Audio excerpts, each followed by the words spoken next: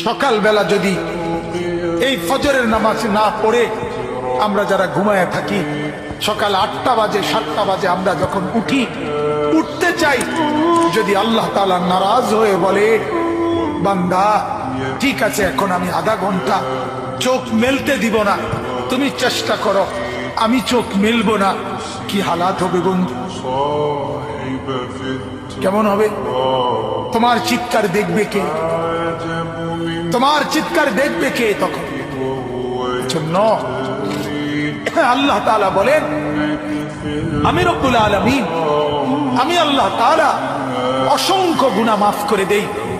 বলতেছিলাম জমিন বলে আল্লাহ ওরে উল্টায় দেয়, ও ছবি দেখছে, ও নাচ দেখতেছে, উলঙ্গ দৃশ্য দেখতেছে, ও সুদ খাইতেছে, ও ঘুষ খাচ্ছে, ও অবৈধ ইনকাম করছে, ও জিনা করছে, ও ব্যভিচার করছে।